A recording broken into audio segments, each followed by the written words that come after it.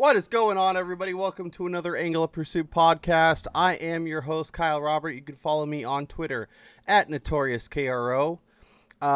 With me tonight, it's Ron the Mad Dog McCleese. Ron, I know I'm ready to party. Are you ready to party? I'm most definitely ready to party. I'm always ready to party, but that's what they say. It is Monday night. Yeah, it is Monday night. The life of the party, Kyle. It's that's what I've heard. I I heard any party you ever attend, you're the life for sure. So Ron, I have a question for you. I'm not going down. Yeah, go ahead. We are in week 8, or I guess week 7's in the books, sort of. You know, obviously the Redskins and Eagles are finishing up right now. But week 8 is on the horizon. Is there something that's happened through the first 7 weeks that you feel like your opinions changed? Either whether you liked a player coming in, you realized it's not going to happen. You came in with low expectations for a player and he's really impressed you. Anything like that? A couple of names come to mind, probably both of my own, like, personal just crushes and guys that I really just believe this year would be, not elite-like type level players, but I think Randall Cobb has been one for me.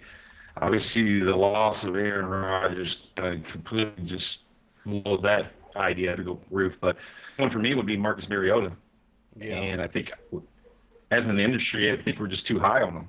And he's just doomed to fail us all and just let us down. I mean, I guess in a 2 QB league, he's still an option, but if you're looking at him right now as your QB1 in a 1 QB league, you're not going to be happy with the results so far. Yeah, I don't know. Like I'm with you on both those guys coming into the season. Randall Cobb obviously got banged up a little bit because it was happening. He was getting those targets. He was getting that work. And now Rodgers is banged up. So we'll see what happens with Cobb the rest of the way. And we'll definitely talk Packers going forward because there was a lot to take away, I think, from a matchup that, was perceived as a pretty good one coming in. So we will definitely talk about that. But Mariota's interesting. Obviously, the game against Indy, he ended up having good numbers by the end. A game where he was definitely limited in terms of mobility. This is obviously my team. I watch every game, every snap. The Browns game was just depressing. We had to go to overtime to beat the fucking Browns. But yeah, I mean, he makes throws that make you think, okay, there's a lot there. There's a lot to like. But then he also does things that you're like, what are you doing? The offense is still, I think if Malarkey's there and they have these 2 running backs, I don't know that he's ever going to open it up the way we want. And they've also, they've just never, they haven't had Corey Davis like most of the season. Eric Decker's been a huge disappointment. Rashard Matthews is still doing his thing. We'll talk to Delanie Walker, was seen on crutches after the game. I mean, it's been kind of a mess. He's been hurt. He's been dealing with injuries at his pass catchers. So, in terms of a long view, I still think he'll be pretty good, and I think he'll be good for fantasy. But for this season, yeah, I mean, he's no more than a streamer, and even in a perceiving good matchup, I think you really have to be in a matchup where the Titans are going to have to throw to stay pace, or they're going to get down and they're going to have to come back, and those are the matchups you want Marcus Mariota for your fantasy team. Outside of that, I think he's going to be a guy you want to avoid.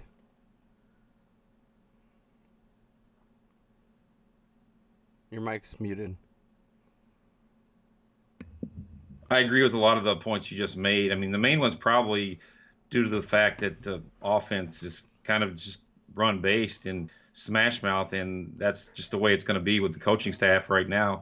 And then with Corey Davis, like you said, with him not playing, he played week 1. He looked really good. He had a lot of targets, and he caught, I think, 6 balls for like over 60 yards. That was, definitely something that they're missing now is kind of that big play receiver. Mm-hmm. And then, like you said, with Eric Decker, just kind of, either he's not, grasped that offense yet, or he just doesn't suit them and what they're trying to do offensively. So that's kind of disappointing. And I guess maybe it's just because I had a higher standard, or just I just felt like Mariota, this would be a quarterback that could possibly be in that top 5, top 8. Well, type I think coming into Go the ahead. season, we all got a little aggressive. I think we saw them getting Decker. We saw them drafting Corey Davis. Saw them drafting Taywan Taylor, and started adding numbers to his. I mean, this isn't a team that throws a lot, and I know we wanted it to throw a lot, and I know we saw pieces coming together that said, hey, maybe they'll throw a lot more. But I just, at least as of now, I don't think that's the case. I think this is going to be a team that wants to run the ball and control the clock, especially with the defense they have. I mean, the front seven, it has moments where it looks pretty good, but the back end's pretty atrocious. So if they can control clock and keep the other team's offense off the field, I think that's something they're going to try and do. And unfortunately for us fantasy players, the Mariota and the passing offense is going to be one of the biggest things affected by that defense and by that game plan. Yeah, and I will say, I think if you can get a healthy Corey Davis back into the fold, and Mariota has this upcoming week, I think isn't this their bye week coming up? Yep. So I mean, if he can get somewhat healed up, and I guess the floor we had before for Mariota was somewhat, reasonable. It was an okay floor because he gave you those yards with his legs. I mean, even like Cam Newton, we're not really going to talk about him tonight, but even outside his brutal performance against my Bears on the road, he still, rushed for 50 yards. And if you can find the end zone with a rushing touchdown, being a dual threat quarterback, that kind of salvages, a somewhat, uneven game or performance if he's not, hooking up with his receivers or making big plays down the field, big throws. So I guess that's kind of, maybe I just had, my expectations were a little too high for him. And I think a lot of people out there shared in those high expectations. Yeah, and I'm looking at their upcoming schedule. Baltimore, I mean, I don't really know what to make of them. Sometimes their defense looks amazing. Sometimes their defense looks awful. I mean, the Vikings tore them up. So, it's really hard to tell. But with the Ravens, the Bengals, the Steelers, the Colts, Texans, there will be opportunities for Mariota to throw. And if they can get healthy off the bye week and Ron, Corey Davis is somebody. I know we don't want to talk a ton of dynasty in season, but Corey Davis, Mike Williams, I feel like if there's going to be a time to acquire these guys, especially if they're sitting on teams that are doing well, now is probably your best opportunity, right? Yeah, you want to jump right now and go out and try and make some low ball offers for both those guys. And I'm more optimistic about Corey Davis if he can get on the field following that bye week.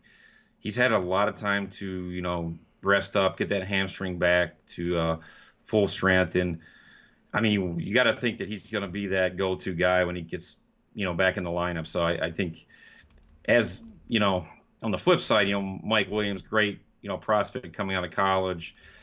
He's just kind of right now, he's stuck in an offense where he's kind of third or fourth best in the pecking chart. And obviously – we see Travis Benjamin. He's still having some big games here and there, more that best ball type player. But having said that, I mean, yeah, you got the tight ends too. So it's as long as Keenan Allen's out there, he's the guy. And then Tyrone Williams, another feeding Hunter Henry now, which is nice to see. But there's another guy eating targets and cutting into those receivers. Yep, that's what it comes down to. So I'm going to talk about my guy, and it's Dak Prescott. I was very pessimistic on him coming into the season. I thought he might be all right, but people seem to kind of really gravitate towards him. And, well, he's got Zeke, and he's got Dez, and he's got this, and he's got that. I'm like, well, yeah, but he only had, he had very limited turnovers last year, but he's been awesome. He looks like for a guy that's in his second season, he looks better than Jameis, better than Mariota at this point in terms of just passing ability, in terms of reading the defense, in terms of comfort in the pocket. Can run when he has to, but doesn't feel like he's forced to run. He's QB 6 right now, or no, QB 1, 2, 3, 4, 5. Yeah, QB 6 on the season. Obviously with Wentz and Kirk Cousins playing right now, so that could change a little bit. But he's been really good, and obviously having Zeke there is definitely helpful. But I mean, he is really impressing me, and as a guy that in a league where stud quarterbacks are going down, or guys that we thought would take a leap haven't really done that. Dak's become a guy that you can trust week in and week out, and Definitely when we saw him at the Senior Bowl, I did not think we'd be talking about that 2 years from now. Yeah, it's like in Dak we trust because he was definitely one of those top sophomore slump, Mm-hmm. candidates out there, and a lot of people just didn't believe in what he had accomplished as a rookie. Yep. Being thrown into like a perfect storm, perfect situation for him, and he made the most of it with that unbelievable running game, the offensive line. I will say that offensive line. I know we're not going to talk a lot about Zeke, but I want to say that the number I heard was for running backs coming into this past week with 120 carries or more, he was like in the bottom 5 as far as yards per carry, 3.7. So he needed a big breakout, just monster performance, and we got just that out of him this week. So yeah, I know he got 40 points for me. 40 points in my PPR league. I was happy. So I was doing backflips. He was amazing, and he's just so fun to watch. And the offensive line isn't as good as it has been in past seasons, and me and Damien were kind of talking about it coming into the week. And they have Jonathan Cooper playing, but it seems like they're starting to come together a little bit, starting to play better. And I think Zeke finally. I mean, I guess every week he doesn't know. Am I playing him? Am I gonna have to go deal with court stuff? What's going on? So he's kind of here, there, and everywhere. So I kind of understand why it's been a little bit harder of a season, but at the same time, he's like that performance he put on against the Niners proves why he's among the elite of elite at running back. But Dak Prescott, man, I remember it's pretty funny. We were at Senior Bowl and we saw Dak Prescott, we saw Jacoby Brissett, we saw Carson Wentz, we saw who's the fourth one? Oh, Kevin Hogan, and they all were playing, and we were talking about this quarterback class. And now we're going into, we've had weeks where they're all 4 starting. It's pretty incredible. Cody Kessler too, right? Cody Kessler too, yeah. Yeah. So yeah, it's pretty funny. Let's talk about some more of those big performances. Latavius Murray, 18 carries, 113 yards, a touchdown. This is coming off of 15 carries for 28 yards and 12 carries for 31 yards. This is Adrian Peterson from last week, right? This is a one big game. He was awesome, but he's going to come back to reality and become, is this a guy, are you chasing him on the waiver wire, or are you going to let somebody else spend their fab on him? No way in hell that I am going after Latavius Murray. He's not a player this is just a 1 week kind of thing. Mm-hmm. Maybe he's a little more healthy now, and maybe that's why he got a little bit more carries. Maybe McKinnon was a little bit more banged up coming off of a monster game himself, and kind of being that type running back that really is not going to be able to go out there every week and be able to handle 15 to 20 touches, carries, and then everything he does it in the passing game. So maybe they're just trying to they did give Murray a lot of money in the offseason. That was probably one of the worst signings out there. But, obviously he has an opportunity to show something.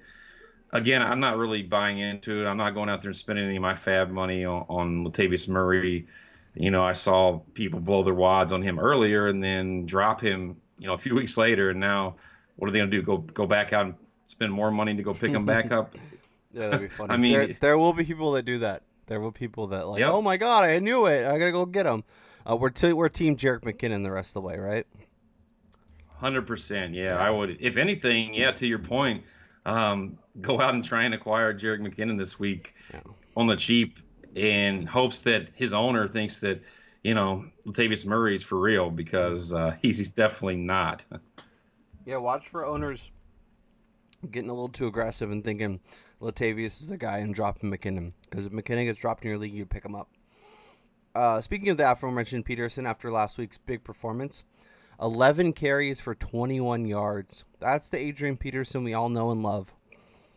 It's just he had his one big week in his big moment in the sun, and we saw it in Minnesota, we saw it in New Orleans, we saw it in Arizona. He was amazing when he played, but it's over. Let's talk about some injured quarterbacks, Ronald. And we'll start right there in the desert. Mr. Carson Palmer, broken arm, done for the year. I was listening to the NFL Fantasy Live podcast, and they were talking. He's had his 3 major injuries all against the Rams: ACL, this injury, and then I forget what the third one was, but it's pretty funny.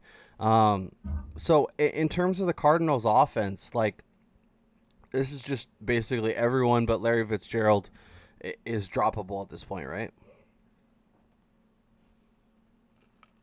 I don't know if I'm going that far, Kyle. I mean, honestly, I think just circling back to AP, you're going to take the good with the bad. He's going to get high volume. So, I mean, if I hold out hope for anyone outside of Larry Fitz in this offense without Carson Palmer, it's going to be AP.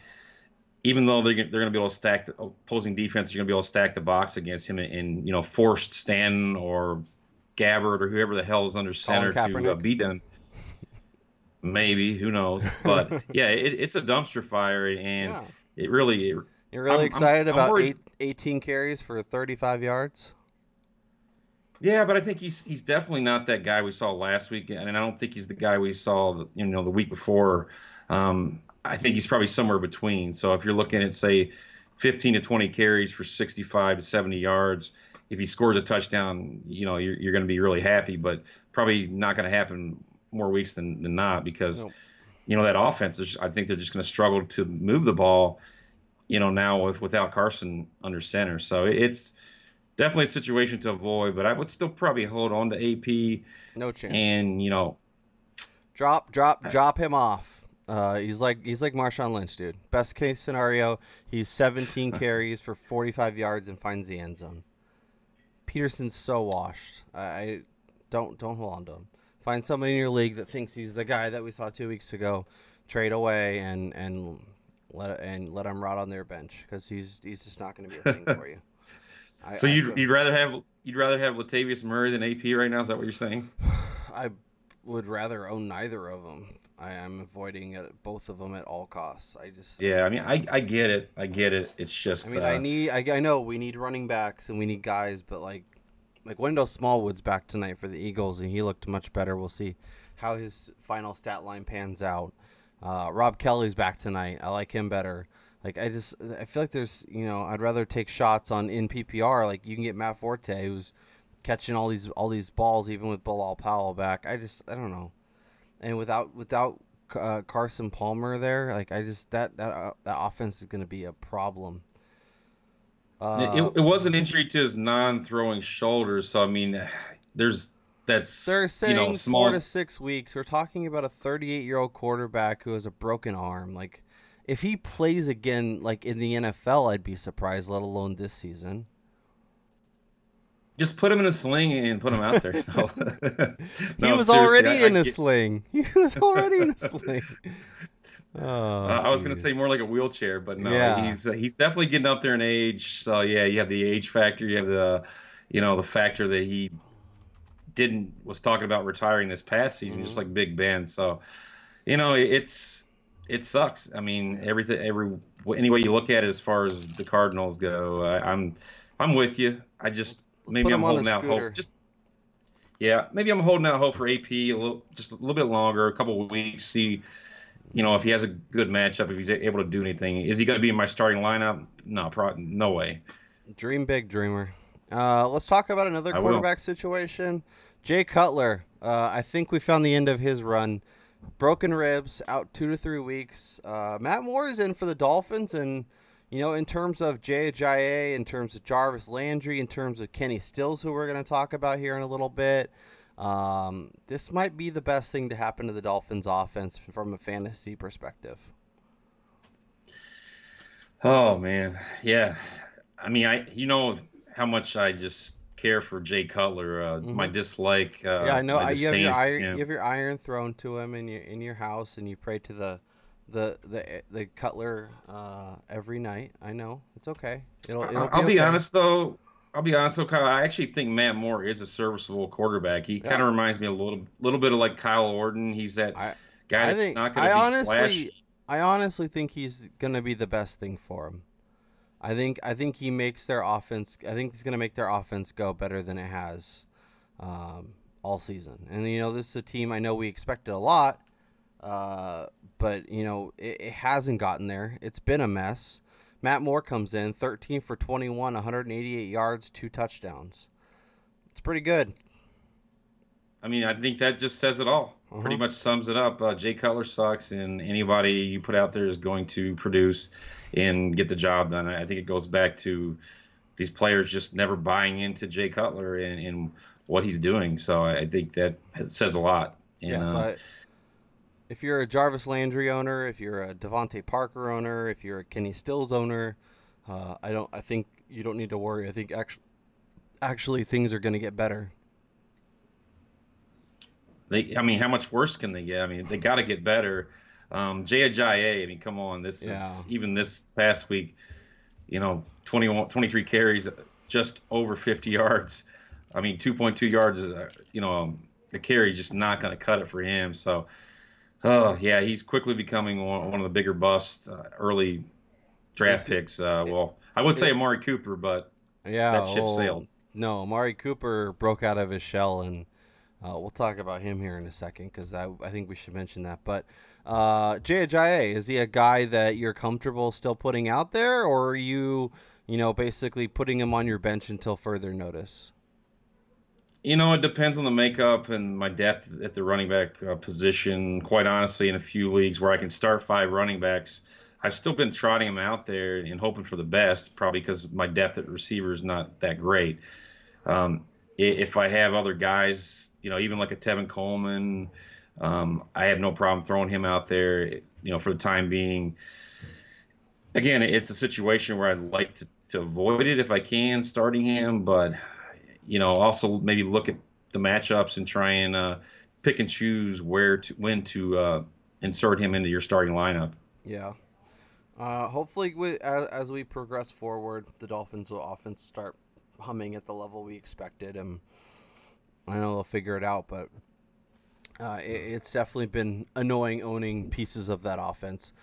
You mentioned him, Amari Cooper, 11 catches, 210 yards, 2 touchdowns. He broke out, obviously.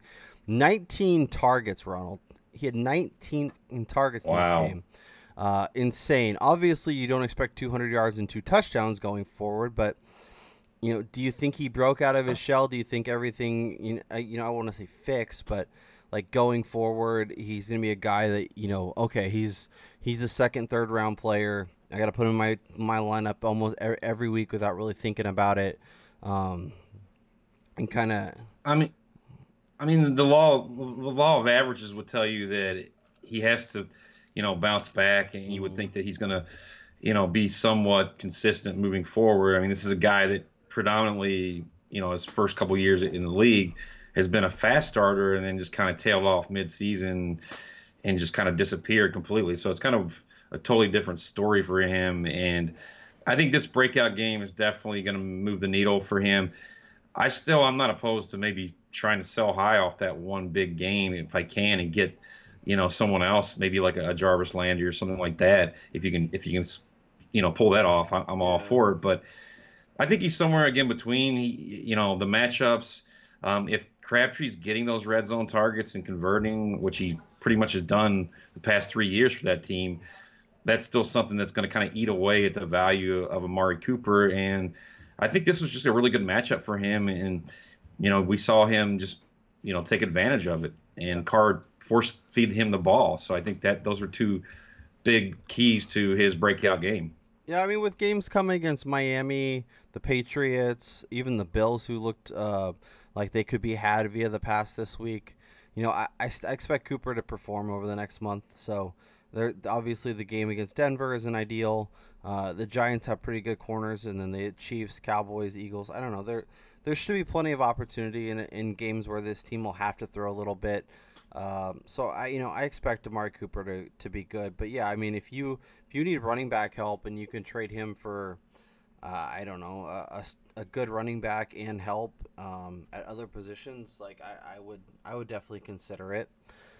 Delanie Walker, I mentioned him earlier. He was on crutches after the game, as we were talking about Mariota. Obviously, if he can come back after the bye, cool.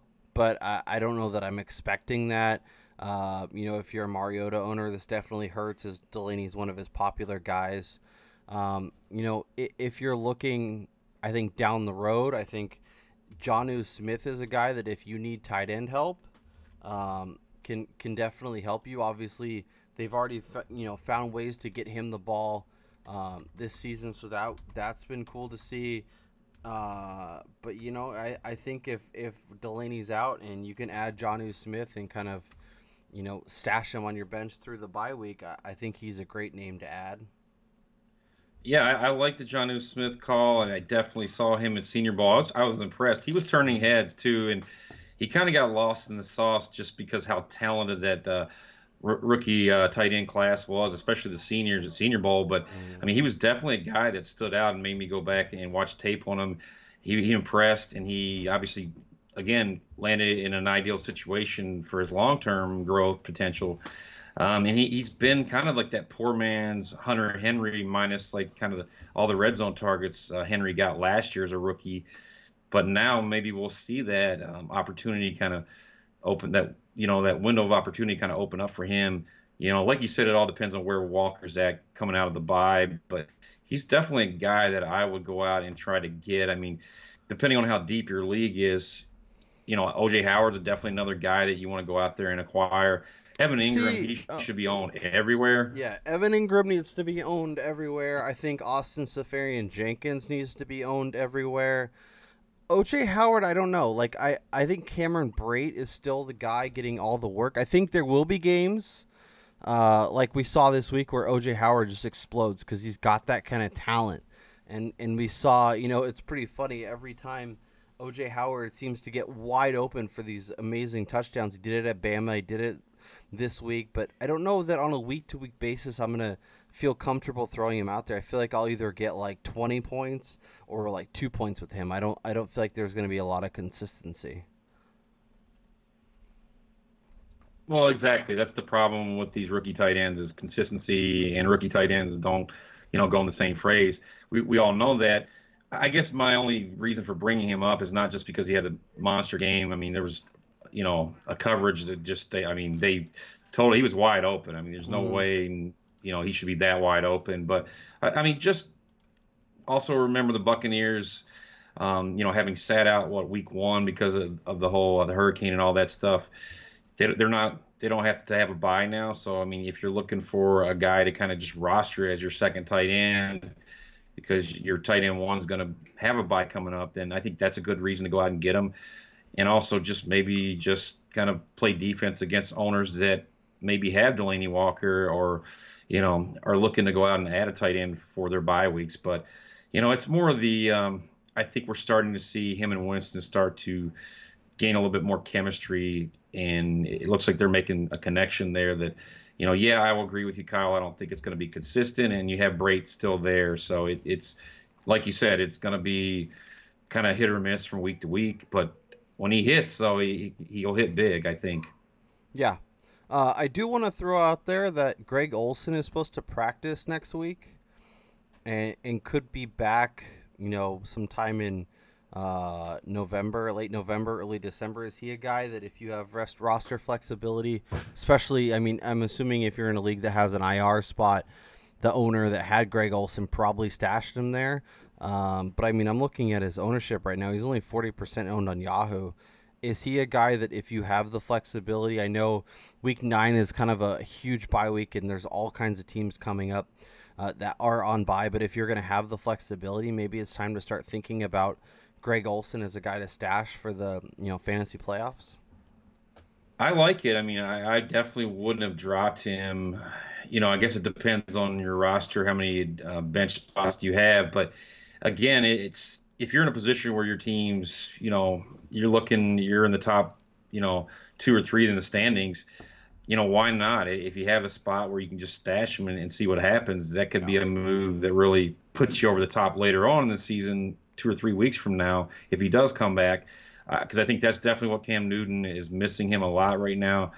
He could have definitely helped a lot and playing at Soldier Field. It seemed like he didn't have that safety valve, and he hasn't had him. So it's been an adjustment in that offense that Cam Newton's had to make, and we've seen everything Jekyll and Hyde from him so far, and when it's been bad, it's been really bad. So that team is so up and down. How about your Bears, Ronald?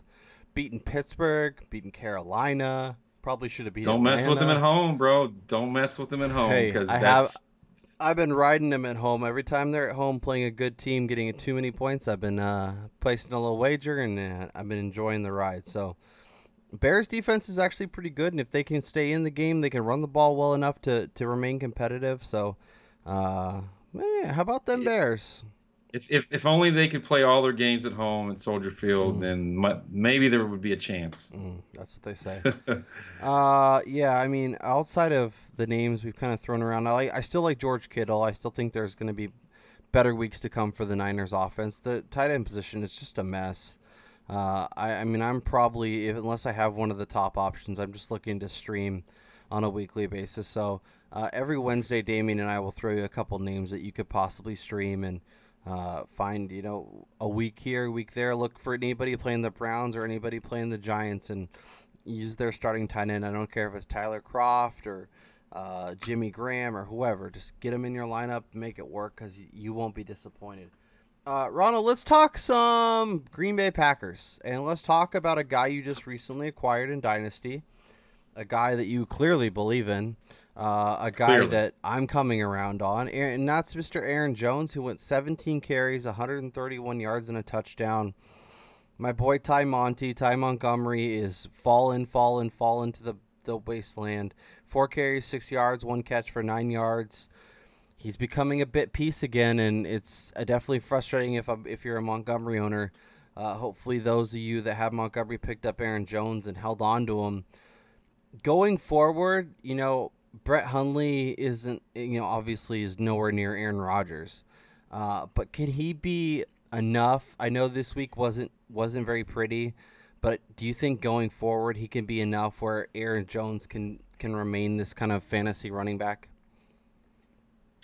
I think, yeah, once he gets a little more comfortable with that offense and, starts, I'm sure he hasn't had much time to work with the likes of Jordy Nelson and Devontae Adams, probably playing on the second team and throwing the ball to the likes of, Geronimo Allison and Trevor Davis and Jeff Janis. I mean, these are the guys he probably practiced with. So, yeah, I mean, there's going to be, it's going to take some time to even, feel comfortable in that offense within it. Even though he knows the offense, he's been there, this is his third year. Yep.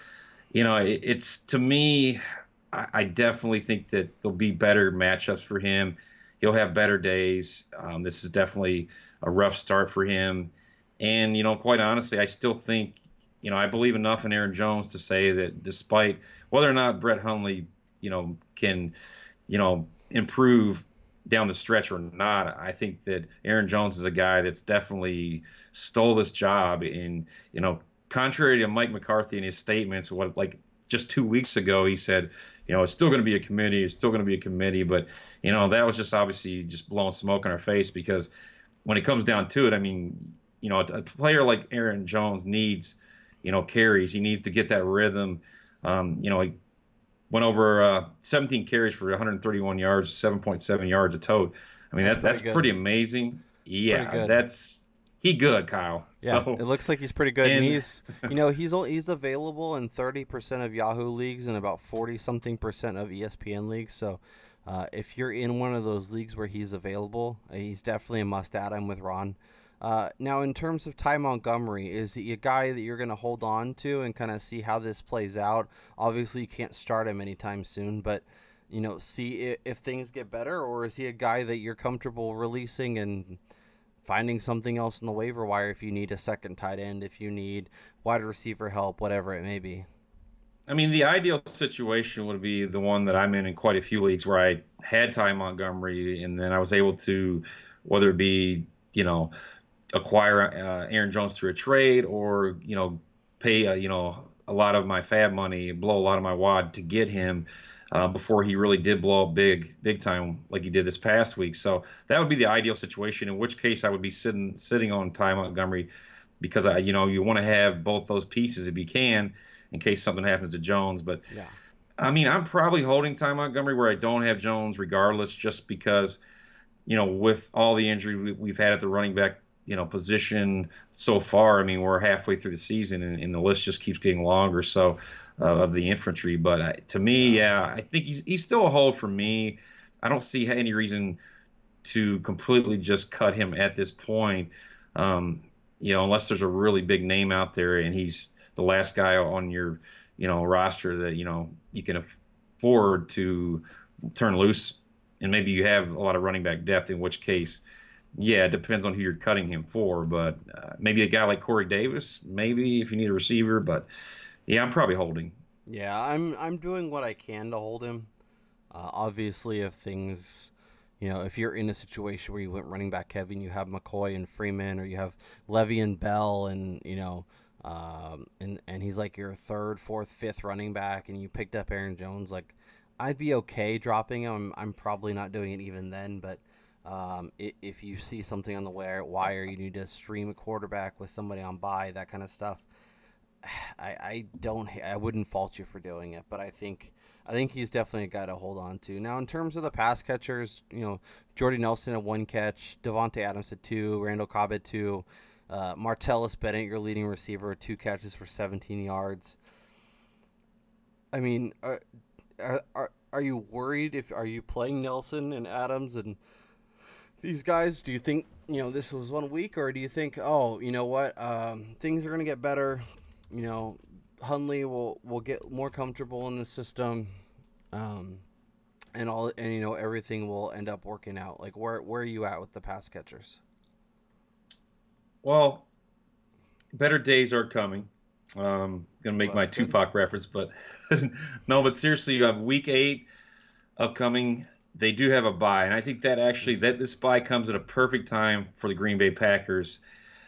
Putting my Bears bias aside, I think this gives them a week, gives Brett Hundley a week to kind of work with this, first, second team, all the top receivers, kind of build some chemistry with Jordy and Devontae, and even Cobb. And that's what I was most kind of like puzzled by, was the fact that you would think that he would try to, latch on to a guy who's running those short intermediate routes, kind of more the slot guy in this case, where Cobb can kind of feast over the middle. And that was another guy that he didn't even look to at all, really. So yeah. I think that this bye should help them. And then they do, come back week 9 at home against the Detroit Lions, who've kind of been hot and cold as far as that defense goes. I mean, they do have some playmakers in that secondary, Darius Slay. So, I mean, that's going to be a big, test for him, I think, playing these Lions who have been kind of hot and cold, like I said. So I think if you look at the schedule after that, they go to Chicago. Again, playing my Bears in Soldier Field is going to be another tough test for them. Yep. But I look at the schedule, and it's kind of outside of, Baltimore, at Pittsburgh, Tampa Bay, at Cleveland. There's a few matchups there where I think Brett Hundley can hit these guys, and we could see some big games from Jordy or Devontae. But it's going to be kind of one of those situations where you're going to just put the guys in your lineup and hope for the best, unless you're really deep at receiver, in which case maybe you can afford benching one of these 2 guys, or even Cobb. But again, it depends on your depth at the receiver position. And then, like you said, with week 9, with all those buys coming up, it's going to be tough. It'll depend on the lineups and kind of what options you have. But, I think there will be good times to come. I think they really entered this game with an Aaron Rodgers playbook and expected Brett Hundley just to execute it, and I think they realized that can't happen. So I think they need to work in more of those intermediate routes. I think Randall Cobb, Devontae Adams, Martavis Bryant, and I still think they'll take shots, and they took a couple shots to Jordy, which was good to see. But yeah, they need to. I think the problem was they tried to pass a little too much early. McCarthy got a little scared, leaned too much on the run late. And ended up kind of game got away. I think what you're trying to say, Kyle, is they need to dumb down the offense a little bit for Brett. Well, and I think they need to give him more options in the middle of the field. I think either short or deep isn't really 100%. Yeah. So give him stuff in the 7 to 15 yard range, and let him work there and kind of move the offense along, because I think he has enough skill, and he's obviously, this is his third year in the system, so that's good. I think better times will come. So hang out through the bye. Don't drop Jordy. Don't drop Adams. I'm even holding Cobb, and kind of see how this looks. I'm going to throw out a couple names. We'll talk some waiver wire here, Ron. I think there's a few names that I really want to target. Obviously, Aaron Jones is the guy. If he's available, I'm grabbing. Mr. Ted Ginn, 141 yards on 7 catches, 66 yards and a touchdown the week before. Willie Snead has not been a part of this offense. He really had 5 minutes, it seems, against the Lions a couple weeks ago, and that's all we've seen of him all season long. Between the injuries and the suspension, I think Ginn is filling that role that the Saints have been looking for opposite Michael Thomas, and he's filling it really well. And they're giving him volume, and Breeze is clearly trusting him. A guy that's available in half of Yahoo leagues. I think if you need receiver help, is one of my favorite ads this week. Yeah, I mean, we're halfway through the season. We're getting to a point where it's going to start getting really thin with the waiver wire options. I mean, that's why I'm a big component of going big early and spending your fab money to get guys like Aaron Jones and some other big pickups. And I think Ted Ginn could be one of those guys. Will Fuller, another guy who doesn't get the volume that Ted Ginn does, but and the touchdowns aren't sustainable, but these are the kind of players that hopefully you were able to go out and acquire. And if Ted Ginn is still sitting out there, I mean, like you said, 7 targets this past week. He caught all 7 of those balls for 141 yards. So, I mean, he's definitely getting it done. Again, he's not flashy, he's not sexy, but he will hit some big plays for you. So, again, he's already got 4 touchdowns on the year. And he's catching, I mean, his conversion rate, I mean, 27 targets, and I think he's got 22 receptions on the year. So, I mean, that's pretty amazing if you think about it. Yeah, considering Ginn's been a guy that most people, he's usually around 50% of his targets. So hopefully that means good times are coming and that he's not going to regress to his career averages. I think Drew Brees is a better quarterback than what he's had, and they're putting the ball right on target. Again, those Week 8 buys, Arizona, Green Bay, Jacksonville, the Rams, the Giants, and Titans. That's a lot. And then Week 9 is Bears, Browns, Chargers, Vikings, Patriots, and Pittsburgh. So Week 8, Week 9 is really going to be your test. When you get really, bombarded with bye weeks, so be ready to attack. Ron, before we jump into the rest of the waiver wire, let's talk about our friends over at Draft. If you're not playing over Draft, you're not having as much fun as I am. I got, basketball's going, obviously football's still going. These drafts are having you jump in, they happen real fast. Like tonight I did a draft for the Monday Thursday slate, and you pick a quarterback, you pick 2 running backs, you pick 2 pass catchers. It's a lot of fun. They're super fast. You can win some money. Everybody, people are having a higher success rate. I'm doing it for basketball as well, so it's a lot of fun if you want.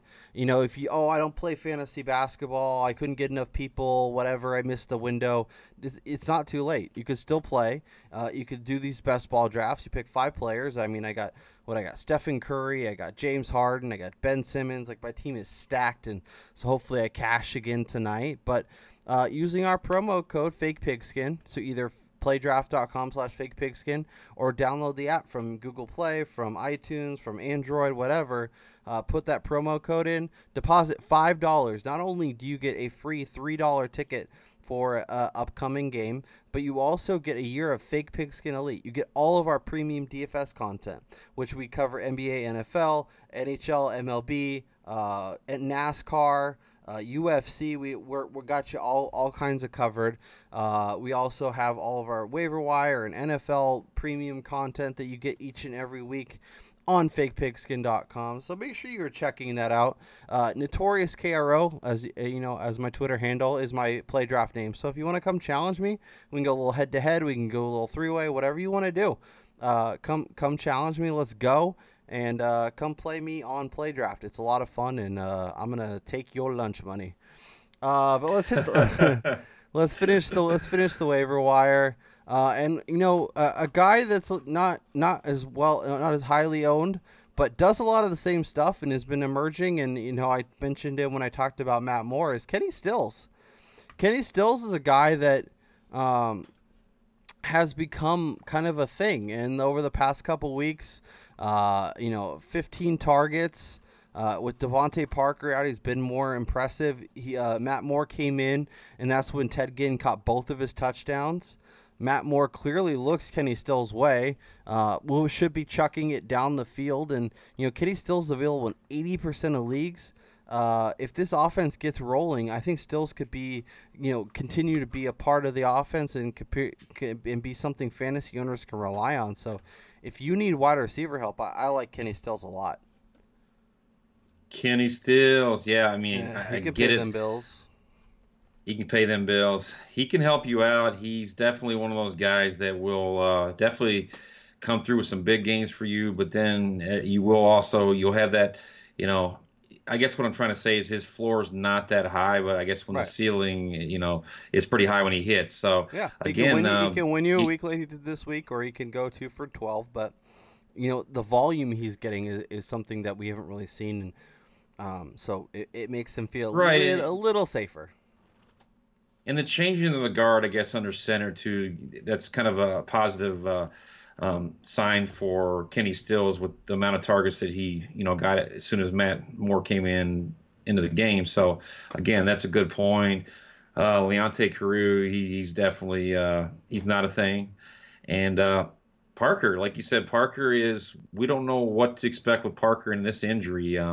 There is one guy we already talked about him, but I'll just throw him in here. He would be at the end of this list, and that would be, again, speculative ad if you have the time to wait or the spot to go pick him up, and that's your guy Corey Davis for the Titans. Just because I think if you can afford to wait and see what happens, adding him now could save you a lot of money later. The same kind of advice we gave with Will Fuller like weeks before he actually came back. So why not? I love the Corey Davis call. He's supposedly healthy. He'll work through the bye week and be ready to go. So yeah, it's like we said, with the week 8, week 9 bye weeks, it might be a little challenging. But if you have the flexibility, I think Corey Davis is absolutely worth an ad. Another guy that I think is worth taking a look at if you need running back help is Dion Lewis. Dion Lewis is becoming the running back, the first and second down guy. I know what you're thinking he's the smaller guy. He's he's their first and second down banger. Mike Gillis Lee has been really disappointing. His workload is becoming less and less. As Dion Lewis's volume goes up and up and up, he's seen his workload grow over the past 4 weeks. Had 13 carries against the Falcons for 76 yards. Got one pass in the passing game, caught it 6 yards. So Dion Lewis, another guy that if you're looking for a running back on the way up, he's 70% available on Yahoo. Going to be a part of this Patriots offense. I think can be a thing over the second half of the season that could help you if you're searching at running back. Yeah, given the current running back landscape with all the injuries we've seen to this point, it would definitely behoove you to go pick up a Dion Lewis, especially in a PPR league. And I mean, this guy is coming on the trend. I mean, he's trending in the right direction. And I mean, yeah, James White's still going to be kind of a focal point, but you're right. I mean, Mike Gillislee is another guy that maybe I want to change my answer to your first question opening the show. Mike Gillislee, not being the guy we thought he is. I mean, let's forget about week 1 and those 3 touchdowns. Week 1, he had the 3 touchdowns, and then after fluke. It's been disappointing. It's been disappointing. He's a guy that, you know what? I'm going to make that move this week in a shallower league, and I'm throwing Gillislee to the waiver wire, and I'm picking up Dion Lewis, and I'm feeling good about that move. Wow. Should have done it like 2 weeks ago. Yeah, and that's a great segue, Ron, because we're going to play a little Hold'em or Fold'em. We haven't played this game in a couple weeks, but this is a key time, and you have to make some tough decisions, and it's time to, either guys you're going to have to dump to the waiver wire. I mean, if you want to add some of these players and you don't want to drop, the guys that are performing for you, you're going to have to make some difficult decisions. And I think dropping Gillislee and picking up Dion Lewis is one that I'm probably going to be making with you as well. Let's play a little Hold'em or Fold'em with Mr. Martavis Bryant. Let me just go over his game log with you, and we can see where your head's at. 2 catches for 14 yards, 3 for 91 and a touchdown. Oh, he gets better. 2 for 30, 3 for 48, 5 for 21, 2 for 27, 1 for 3. Still complaining, still going at folks on Twitter who are talking to him about Juju Smith-Schuster, who all of a sudden is coming on and doing little things here and there. Had a touchdown this week. If you're a Martavis Bryant owner, I know you took him early. I know you expected more, but is it if you need a receiver, if you need to drop him to pick up something else, can we hold him, or do we need to hold him, or can we fold him? Oh, you know what? It pains me to say this because I just actually traded him for him in a keeper league last week, but I didn't expect anything. I wasn't going to put him in my starting lineup anytime soon. Having said that, this is obviously we're talking more redraft in this show, and that's the majority of what people are playing. I don't have a problem dropping him for any of the aforementioned receivers. Maybe Kenny Stills. I'd still hold him probably over Kenny Stills, but if Ted Ginn's out there, I'd pick him up for Ted Ginn. Will Fuller's probably gone. I might actually even drop him for Corey Davis at this point. If I have the flexibility to, hold out until week 9 and see what happens with Davis. Yeah. And then at that point, I would say Juju, his replacement. Hey, if Juju's baby, out there, I'm going Juju, and I'm coming over to the dark side because I know you're a Juju guy. I was kind of doubting him, that USC bias for receivers. But, hey, he scored, what, is that like his third or fourth touchdown this year? Yeah. Big Ben's looking to him. He's not getting a ton of targets, but he's making the most of his opportunities, and he's scoring touchdowns. At the end of the day, that's all we should care about. So, yeah, give me Juju. I'm ready to throw Martavis Bryant to the scrap heap. No, we're not saying that you have to go out and just drop him for anybody. You don't have to, no. But if there's better talent on your waiver wire, if you're stuck with a difficult decision, if you need to pick up Dion Lewis to help your running back core, or if you have a quarterback on a bye or whatever, and he's the guy that makes the most sense, I'm going to co-sign with Ronald. You can go ahead and drop him. His Juju's targets over the last 4 weeks have been 3, 3, 7, and 4. He's got 3 touchdowns this season. He's been getting a little bit more volume. Obviously, the game against Kansas City and the game against Cincinnati were low-scoring, kind of ugly games. So they haven't been throwing him much, and Big Ben hasn't been great. But I just with Antonio Brown and Le'Veon Bell, there's not a lot around room for everybody else. And if Juju is going to be cutting in like this, that's just a bigger thing in Martavis's pie, and Martavis is not seeing what he was seeing. He's not catching the deep balls. He's complaining on the sidelines. So if you need to drop him, I am perfectly fine with that. And this all comes on the heels of them kind of talking him up this past week and saying that they were going to get him the ball, and then hopefully you didn't buy into that and put him in your starting lineup, because they definitely did not get him the ball. A lot of people did. Talk is cheap. Yep. Tyrone Williams, another guy. Do we want to hold him, or do we want to fold him? And one catch on one target for 11 yards. Last week, 3 catches on 3 targets.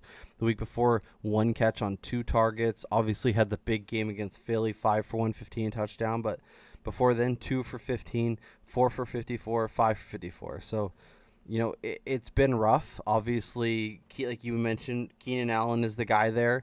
Hunter Henry has been beyond that. And then, there hasn't really been a lot of consistency. Travis Benjamin 1 week, Tyrell 1 week. It's just a lot of mess. And, we were talking, I think much like with Martavis Bryant, if you need to drop Tyrell Williams to pick up something else, I think I'm very fine doing it. Yeah, I don't have a long-winded response because I 100% agree with you. The Gazelle, he is droppable for those guys that we just talked about in the same vein with Martavis Bryant. And also remember that, Mike Williams is probably going to earn a bigger piece of that pie moving forward. And Rivers is going to try and get him the ball more on top of what we're seeing from the tight ends and Hunter Henry. So, to me, he's not really a hold at this point. Yep. Totally agree. Another player I referenced a little earlier, Mr. Marshawn Lynch, obviously had the thing with the official and had his meeting today, so maybe he'll get his suspension reduced. Then it was on Bart riding with the Oakland folks. But, Ron, I told you this guy, I had really low expectations coming in. 2 for 9 against Kansas City, 13 for 63, 12 for 43, 9 for 12, 6 for 18, 12 for 45. And, the first game against the Titans, he had 76 yards, has 2 touchdowns on the season. It's been brutal. When Juju Smith-Schuster has more touchdowns than you as a bit player for the Steelers, I think that's a problem. So, Brutal is an understatement. I'm having the same opinion now on Lynch that you had earlier on AP.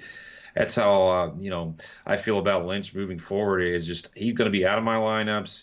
He's cost me a few matchups this past week, and that's just unacceptable what he did, and just how bad he's been. I mean, at least with AP, we saw one game, where he actually blew up, did something. I mean, that's way more than we've seen from Marshawn Lynch. Yep. And also look at the fact that DeAndre Washington came in and he looked a hell of a lot better than Marshawn Lynch has looked, and you have Rick Richard there too. So, yeah, I mean, I think it would behoove the Raiders to kind of try and move away from Lynch after the bye, or it's not bye, I should say, after the suspension.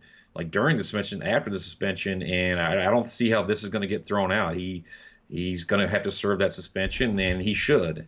Yeah, I know. His cousin was involved. His cousin's Marcus Peters of the Chiefs, so he was trying to go out there to help things out, and obviously, but yeah, you still can't bump a ref and push him. So I don't know. It's a dicey situation, but.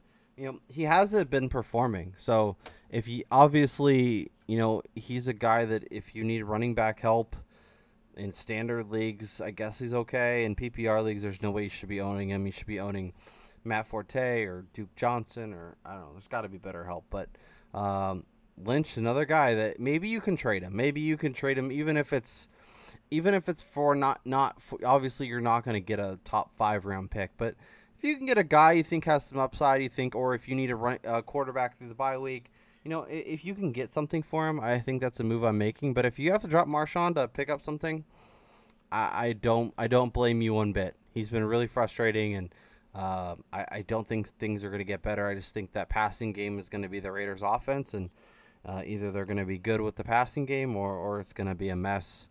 But I don't see Marshawn improving. Nope. Another guy I don't see improving in an offense that looks completely broken, Mr. Matt Ryan. I thought, this is the get-right game against New England, a defense that's been torched all season, 300 yards by every quarterback except for Matt Ryan, who threw for 233 and 1 touchdown, has only gone over 300 yards one time, and that was against your Chicago Bears. Has only thrown more than 1 touchdown once, and that was at Detroit, a game in which he threw 3 interceptions. So if you own Matt Ryan this year, he has not been helping your fantasy team. Very, very annoying. If you need, if you're looking at quarterbacks and there's other streaming options, drop Matt Ryan, pick up if you have a better option sitting on the waiver wire. 100%. I'm with you. I actually did it a few weeks back. I had that premature drop like Twitch, and I went out there and did it. But I mean, I dropped him for Carson Wentz, so it wasn't like Yeah, I have no problem dropping him for, again, a guy, Jared Goff in a good matchup. I mean, he's come to a point where he's not a QB1 in my opinion. Nope. He's not a top 12 type, quarterback, and he hasn't been performing at that level. So, nope. Again, it's the name, and then maybe even when he has a good matchup like he did this past week, he didn't, perform at that level. So he's not even a matchup-based quarterback at this point. I mean, if you want to hold on to him, that's fine as far as just stashing him and hoping for better days. But I think that you would agree, Kyle, that rostering more than one quarterback in a 1 QB league is more often than not just pointless, and it's not going to help you in the long run. Yep. I'm owning, obviously Alex Smith. I'd play over him. Jameis Winston, I'd play over him. Matthew Stafford coming off the bye has a nice matchup. He's Pittsburgh this week, so it's not great, but Green Bay, Cleveland, Chicago after that, so that's a nice run right there. Derek Carr, if he's going to keep balling out and he looks healthy, with some nice matchups coming, you can just play the streaming game, and I'll give you some options each and every week on Fake Pigskin. Make sure you're checking those out. Jared Goff's going to be a guy I'm going to probably avoid for the next little bit. He has the bye week this week, and then he has the Giants, Houston, and Minnesota. So not a great stretch, but Houston could be okay. But yeah, it's just not amazing. But I just you're gonna be able to stream better options. You're gonna be able to play guys like Josh McCown and guys like Carson Palmer when he was healthy, and I'm giving you guys. I had a couple more top 10 Tyrod this week that were top 10 type guys and outscoring Matt Ryan each and every week. So don't hold on to guys that aren't producing just because they have name value. And if you can ship them off to another team, then I would look to do that. Next guy on our list, Mr. Isaiah Crowell. Probably should have been done weeks ago. I got sucked into that Colts matchup where everything should have been golden, and well, it wasn't.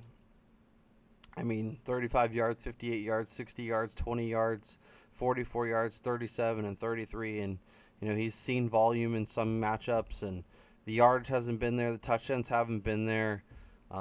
He has 0 touchdowns on the season, 1 2-point conversion. If you own Isaiah Crowell, I think it's safe to let him go. The Crows' wings have been clipped. I think definitely for this year at least they've been clipped, and I don't know if he's going to fly again this year. I'm fine in redraft cutting the cord and trying to go out and get. Even at this point, it's crazy to even say this, but maybe Dion Lewis is in a PPR is going to offer you more consistency throughout. He's going to offer you more in a standard. Yeah, it's crazy we've come to that point. Like you said before, even a Matt Forte type player in a shallower league that was dropped, I'd rather own him right now, and that just shows how far we've come with Crowell, and maybe more of an indictment on the offense in general, because it's a pure mess, dumpster fire right now with the quarterback, revolving door at quarterback, and just the uncertainty. Really no playmakers once Corey Coleman. Outside of Duke Johnson, who's still been able to somewhat salvage, his fantasy season with the receptions. But that's it, man. It's like the rest of it, I'm done. I'm done with the Browns. Yep, drop them all. Let's talk about the Titans running game, because everybody loves them some Derrick Henry. They love Derrick Henry. Oh, yeah. I don't get it. He's not good. He's not good at football. He has 2 big games. He has one last week against Indy where he had the 75-yard run, in which made his, obviously 131 yards and touchdown looks great. But that was one run late in the game when it was basically over. They should have been kneeling.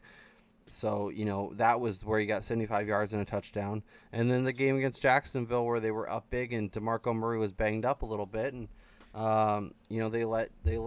they let Henry run free. So outside of that, 25 yards, 54 yards, 7, 9, and 13. I get it if you want to own Derrick Henry, because if DeMarco Murray is hurt and he doesn't play, we've already seen that he'll get the volume and he can be good enough with it. But if DeMarco Murray is healthy, if DeMarco Murray is playing, he's going to get the workload, he's going to get the volume, and he's going to be the better running back. So,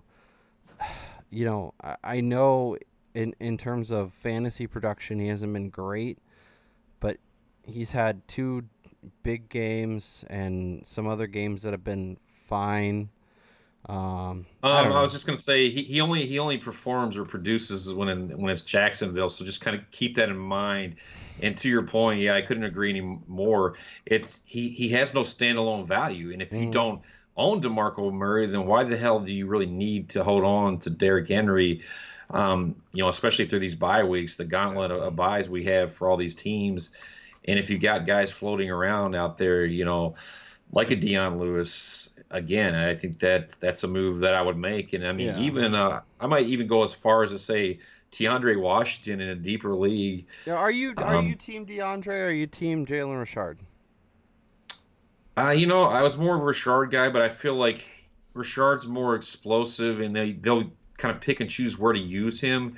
But I think if they depend on one running back to kind of start for them and get the majority of the carries, I think that is still DeAndre Washington, and he catches the ball. I couldn't disagree more. Jalen Richard's the guy to own if we're talking. No, I'm saying I think Richard is more dynamic. I just don't think they're going to commit to him. Is my problem. That's why I'm saying that.